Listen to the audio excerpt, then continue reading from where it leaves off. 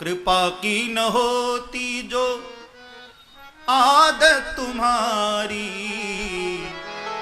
तो सुनी ही रहती अदालत तुम्हारी, तो सुनी ही रहती अदालत तुम्हारी। इसीलिए तो मंदिरों में भीड़ होती है प्यारे, क्योंकि भगवान की आदत है कृपा करना। यदि वो कृपा न करता तो कौन मंदिर जाए। तो सुनी रहती अदालत तुम्हारी, तो सुनी रहती अदालत तुम्हारी। कृपा की न होती जो आदत तुम्हारी, तो सुनी ही रहती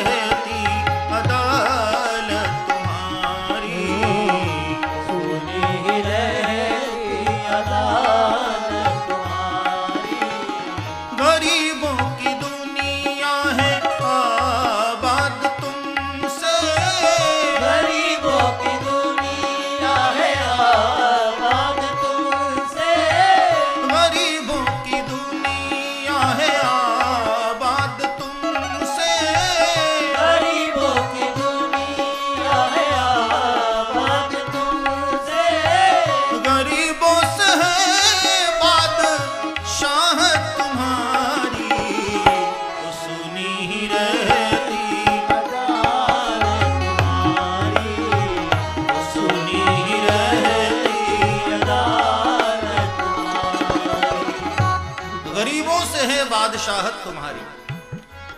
बात हकीकत है। पैसे वाले लोग तो मंदिर बनवा देते हैं प्यारे, फिर मंदिर में झांकने भी नहीं जाते। हाँ, भगवान की भक्ति और भगवान का मान बढ़ाने वाले तो ये गरीबों की दुनिया है। गरीबों से है बादशाहत तुम्हारी, गरीबों से है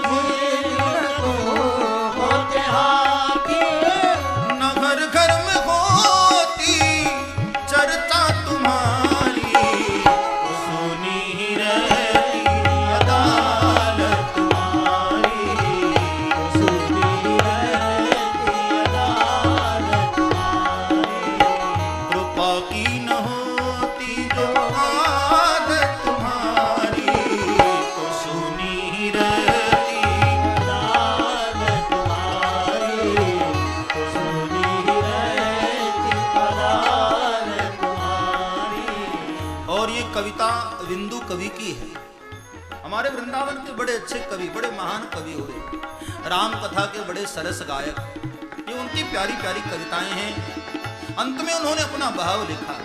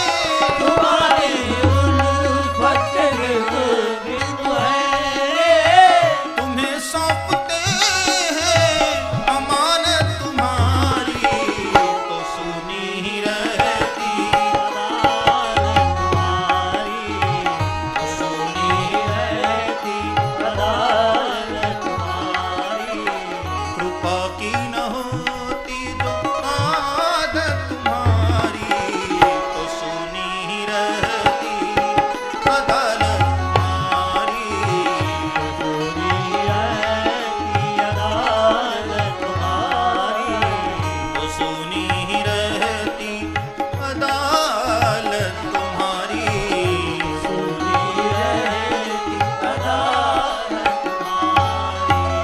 जय जय श्री राधे, जय जय श्री राधे, जय जय श्री राधे। भगवान कृपा न करने वाले होते तो भगवान को कौन पूछता। हाँ, दुनिया इसलिए तो उनके द्वार पर जाती है क्योंकि जिसका कोई नहीं उसका भी परमात्मा है। तोड़ना टूटे हुए हर दिल को बुरा होता। किसी सूफी के बहुत प्यारे शब्द, तोड़ना टूटे हुए हर दिल को बुरा होता है, जिसका कोई नहीं प्यारे उसका भी खुदा होता है। प्रभु अपने भक्तों की करता है खुद निगरानी, प्रभु अपने भक्तों की करता है खुद निगरानी। नया मंदिर, नया बिस्तर, नया दाना, नया पानी, जिसका कोई नहीं उसका भी खुदा होता है। बाद में सुदामा ने पूछा कि देवी बच्चे कहाँ गए, बच्चे नहीं दिखाई दे रहे। सुशीला ने कहा कि अभी अभी मोटर कार लेकर बच्चे घूमने निकल गए। सुदामा ने कहा कमाल है, बाप पैदल घूम रहा है और बच्चे मोटर गाड़ी लेकर। सुदामा बड़े खुश हुए। सुशीला ने कहा कि नाथ चलिए जल्दी से स्नान कर लीजिए और ये पीतांबरी ये पहन लीजिए, अब हमारी दरिद्रता चली गई नाथ, अब हम पैसे वाले हो गए।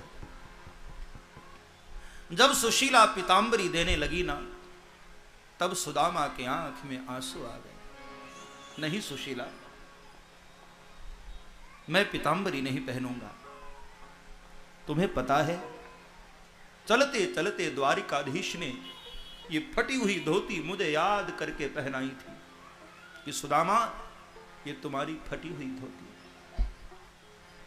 देखो सुशीला, जो तुम्हें चाहिए था वो तुम्हें मिल गया, और जो मुझे चाहिए था वो मालिक ने मुझे दे दिया। अब तुम्हारे बच्चों को भूखा नहीं रहना पड़ेगा। बहुत कुछ दे दिया मालिक ने। मैंने सोचा है जब तक मैं जीवित रहूंगा ये फटी हुई धोती ही मेरे तन पर रहेगी, क्योंकि द्वारिकाधीश ने मुझे याद करके पहनाई थी धोती। मुझे पीतांबरी नहीं पहनना, अब ये धोती ही मेरे तन पर रहेगी जब तक मैं जीवित हूं। और सुदामा जाने लगे उसी पीपल वृक्ष के नीचे जहां बैठकर वो भजन करते थे। कहा कि सुशीला, परमात्मा ने तुझे इतना दे दिया कि अब तेरे बच्चों को भूखा नहीं सोना पड़ेगा, लेकिन अब हर शाम सूर्यास्त से पहले गरीब बच्चों को भी खिलाकर सुलाना। कोई गरीब का बच्चा भूखा नहीं सोना चाहिए। ऐसा कहकर सुदामा उसी वृक्ष के नीचे चले गए, हरिनाम सुमिरन करते रहे। और एक अंतकाल आया, प्राण निकले सुदामा के और भगवान के चरणों में समाहित हो गए। बोलिए भक्तवत्सल भगवान की।